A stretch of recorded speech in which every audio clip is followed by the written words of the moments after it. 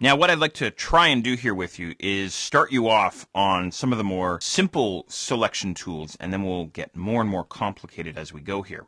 So as I say, we're going to try and make a sort of a cartoonish looking face out of all these metal parts here. There's going to be a lot of zooming in this exercise. So a lot of controller command plus and minus, or you can use your controller command spacebar, this sort of thing. So I'm just going to zoom in on my metal parts here. It's one of these two washers that I'm really after. I think I'm going to go with the top one here, but you can use whichever one you want. So you might want to just zoom in a little bit on this washer. I'm going to start off with creating the face's eyes. So what we're going to do is we're going to learn how to create selections based on shape to start off with. So obviously here we have a circular shape. Now over inside the toolbox, we have some selection tools that are going to help us create selections based on shape. Hidden underneath the rectangular marquee tool, we have a tool called the elliptical marquee tool. Oftentimes I simply refer to them as the circle selection tool or the circular marquee tool. But anyway, this is the guy that we're after. So go ahead and grab this guy out of your toolbox.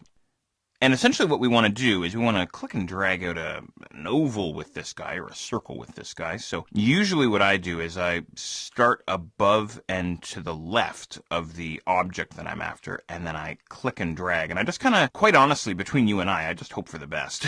Now, as you can see, as soon as I click and drag with the tool, I get some marching ants, which is fantastic, but you can see my actual selection is off. I didn't do a very good job of trying to select this rusted metal washer. So here's what I'm going to do. I'm going to try and take another stab at it here. I'll take another run at it. So what I'll do is I'll just bring my cursor outside of my marching ants somewhere, anywhere really, and just single click, and that will get rid of the marching ants for me. So that's kind of a quick way to get rid of your selection. And then I'll simply take another run at it. So I'll simply bring my cursor back up above and to the left of my object and click and drag again. And actually I've done a fairly good job here, which is quite surprising. Now, you know what's cool, by the way, is I haven't let go of my mouse just yet. I'm still, sort of clicking and dragging here, if you will, with the mouse. And what I'm going to do is I can hold down the space bar, and now I can move my selection as I'm creating it, which is awesome. So I can kind of position it up a little bit, maybe if it's just off a little bit. And then as soon as I let go of the space bar,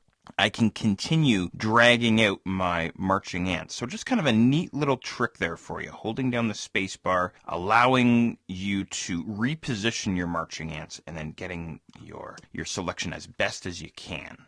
You know, if this is your first time using this tool, you might have to take a second or a third or a fourth run at trying to select this metal washer. It can be a little bit frustrating, but try to be patient with it. You've never done it before, right? So, of course, it's going to require a little bit of practice, but hopefully you're doing an okay job there. Now, the other thing that I want to show you is this. Obviously, I don't want the center of the washer to be selected. This is background, right? I don't want that in there. So I want to show you a very cool trick for removing an area from a selection. This is a perfect case, a perfect situation where I'd want to do this. So in other words, I want to subtract out this center from my washer. How do you do that?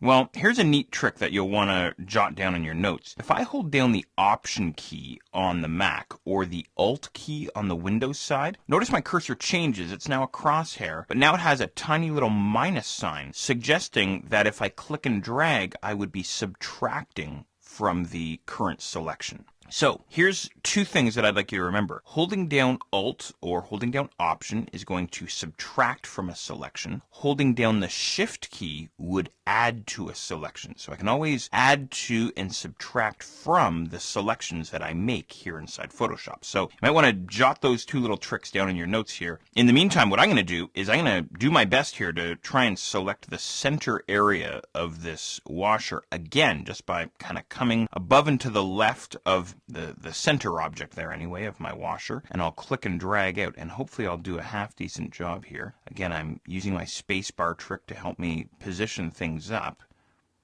Now, again, mine isn't perfect, but I'm trying to do the best I can here for you. There, something like that. And as soon as I'm happy, all I'm going to do is simply let go of the Option key here on the Mac, let go of the Alt key there on the Windows side, and voila! Hopefully you have a decent looking selection here. Okay, now, the big thing. How do we now take this object and yank it off of the background and move it around inside Photoshop? Well, that's what we'll take a look at next.